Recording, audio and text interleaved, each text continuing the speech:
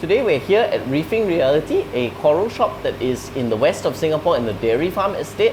I used to come to this shop quite often, and we're here to meet John, who runs this place. So John, I actually know you for so many years already. Yeah, it's been quite a while already. How long have you been in reefing before you set up the shop? I've been reefing for about 15 years. Wow. Yeah, and the shop has been running for about 6 years. Oh. Yeah. So actually what made you start a shop from being a hobbyist? What made you decide to start and open up a brick and mortar shop? So basically, I want to bring in my own shipment and corals. So technically, I can first pick every single coral so that I don't have to fight with another customer last time. So subsequently, what turned as a hobby became as a business. Yeah. So you do your own import of coral directly? Yes, we import directly from our suppliers, mainly from Australia and Indonesia. Yeah. Would these be wild corals or cultured corals? It depends from which country we are getting it from. Okay. From Indonesia, it's only cultured, as that's the only legal corals out there. Yep. From Australia, then maybe most likely wild corals. Oh. Then we also do wholesale to other shops as well, so we can spread the love, let's just put it this way. Yeah. But it's quite good if you bring the coral in yourself. You mentioned that you get a wider selection, you kind of get better choices, and also I guess the prices will be a little bit more reasonable because you import directly? Yes, so basically, having said that, used to be a reefer, so I genuinely know what the customer would want as well.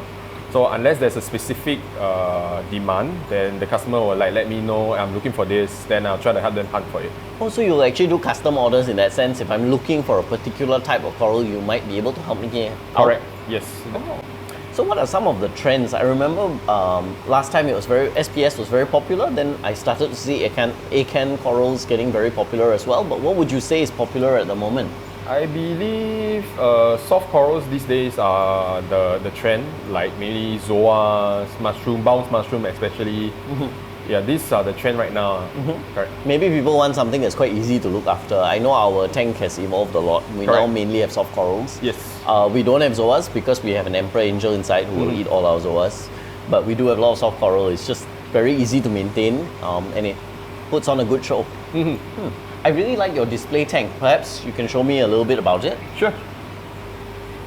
Wow, this is the display tank in the shop, and it's really very, very large and special. Tell me a little bit about it. Oh, so this is my shop's 10 feet display. It's 10 feet by 4 feet depth by 2.5 feet depth. So we actually custom built this tank from overseas. It's probably the biggest tank I ever built in my life. I always wanted to do a very big tank, so it's like really part of the ocean. Sadly, it's not to my most desired size. As any bigger, it will not enter my front door anymore. Yeah. Wow, but it's really nice, and the coral inside is really healthy. So a lot of this is SPS coral, I noticed. Yes, I'm more of a SPS person, as I get to see the growth in all of them pretty fast compared to LPS coral. I noticed a lot of the coral has quite strong coloration, like there's some blue SPS there, the stags, the red and even some of the purples. Is it quite difficult to maintain the color? I guess good water parameters and good lighting will do the job. Well, good water parameters must be quite challenging to maintain. You got a lot of fish inside here. Yeah, I have to do quite a lot of water changes and stuff like that. Yeah. But the coral looks really healthy. Are these pieces for sale? Yes, they are. Oh, okay. Because I guess customer wouldn't want to have the feeling that everything is not for sale. You keep all the best pieces for yourself. Correct. So if the customer would want, then I guess I have to sell it. But of course for a premium because it's in my display. Yeah, and some of these have grown for quite a long time. You can tell that some of these big pieces have been there for really quite a long time. Correct. So we really take our sweat and tears and then really to grow them quite big, and then obviously healthy wise lah. Yeah. And this is a mixture of coral that is from Australia and Indonesia as well? Yes, they are from mainly Australia and Indonesia, yes, correct. Tell us a little bit about the system, the lights and the sump maybe. So we are currently using the G5 radions. We have 16 units of them It's quite an overkill. So That's an understatement. The reason is because of the bracing that the tank maker told us that this is for safety precaution. Yep. We don't want the tank to leak, and Of they course. want to build it for a long time. Then But the 4 feet depth is fantastic. You really can create, as you mentioned, the feeling that you're actually surrounded by the ocean, and the depth allows for quite nice scaping that you've done. yes, correct. So you really want to have a very deep feeling that it's part of the ocean. So that's one of the main reasons why we do 4. Usually most people only do 1 to 3, and then that's Or as even big- less. Correct, as big as it goes really. Yep. It's really nice. Let's take a look at some of the fish inside there. Wow, John, there's really a lot of fish inside. Do you even know how many fish inside? To be honest, I have no idea. As long as the fish that I like, I'll add it myself. Yeah. So what are some of the fish that you have inside here? I see like 50 Royal Grammas or something like that inside here. The fishes that I do remember is one Achilles tang, Yeah. which was given by a friend. Wow, it's a Yeah. very good friend, man. Yes, I think it's 12 years old already, if I'm not wrong. Wow. Yeah. So He's obviously very healthy. correct, definitely. So next is we have 7 yellow tangs. I call them gold tangs as it's very expensive to acquire one right these days. The rest are I will call them worker fish. because Like this guy, the stripy. Yeah, the stripy is in there to eat aptasia actually. Ah. Yeah, and actually most of my fishes are worker fish. The yellow tanks are there just to make sure that they gaze on all the algae from the rock and stuff like that. Yeah. You have a bunch of antheas inside the tank as well. Do you have to feed them quite often? We feed them twice a day to make sure they get enough food in the Yep. tank. But it's lovely, the color. I mean, I know they're light-tailed antheas, but the color that is this golden orange color is quite unique in the reef tank. Yes, probably already mature already. Let's just put it this way. What I really like about the tank is that I've been standing here for a while and I don't see the aggression that I see in some of the tanks, especially with so many tanks inside there. I know at home our tanks are forever chasing each other around, but these look really great. Why is the Achilles tank considered one of the holy grail fish in Singapore? I believe it's due to customers' preference, but it's quite a difficult fish to keep due to the itch magnet. They are itch magnet, you see. Yeah. So after they get itch, then they don't want to eat. Then these fish are not exactly cheap as well. So Yeah. This guy's very fat and healthy, and I like how the orange spot is so big as well.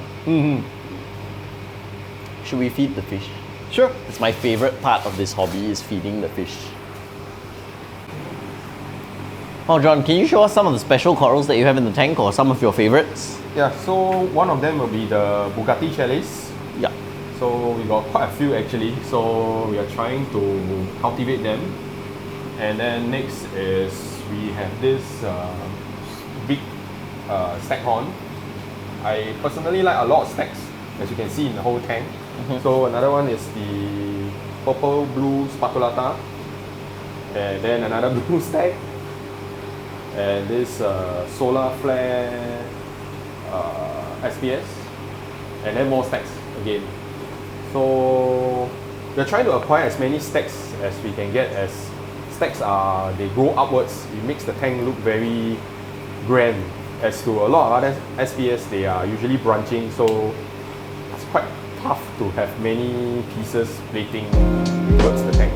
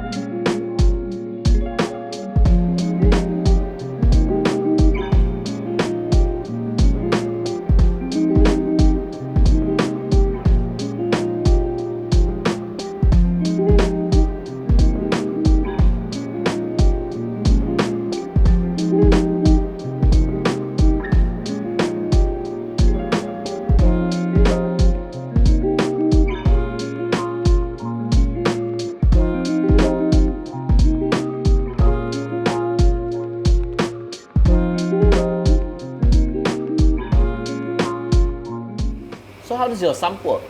So my sump is a very simple sump because I don't want to keep it complicated.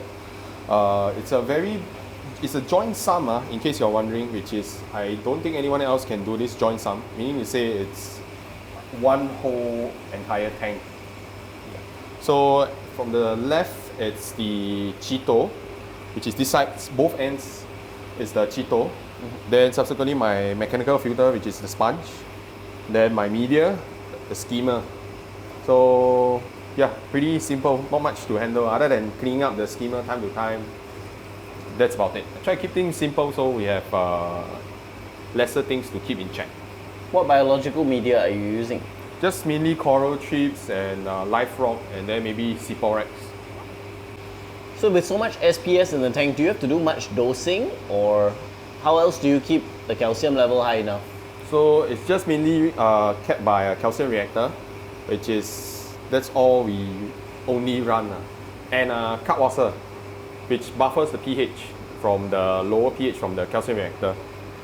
Then yeah, that's it. You don't add any trace elements or anything like that? No, because we do a frequent water change from time every week. Yeah, we do about 700 liters of water change every week. Well, the coral look very healthy, and that's the best proof, right? Yeah, correct. So we have a calcium reactor, which feeds the KH and calcium, and then it kind of lowers the pH of the tank. So I DIY my own calcium cup water reactor. Inside it, it has the wave maker to stir up the cup water, and then this is a doser that dose out here into the cup water barrel, and then it will just overflow out. Ooh, I'm so excited to feed the fish. This is my favorite part, and you can see they're all getting ready. Look at all the yellow tanks circling over here. Yeah. They know that food is coming. Actually, what are you feeding them? Mainly pellets, as it's easier to feed and yeah, generally cleaner as well. It's nice that you have them all trained to pellets. I think that's easier for most hobbyists as well. Yeah. Oh wow, everybody's coming out.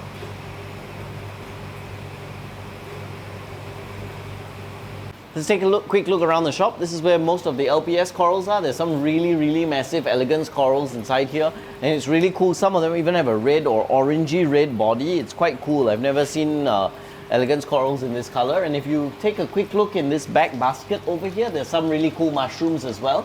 I like how these relatively easy to take care of corals have become quite popular in the hobby. I've always thought they're a bit underrated. The problem is now they're very popular, and then they are getting a little bit pricey, but they really are worth it.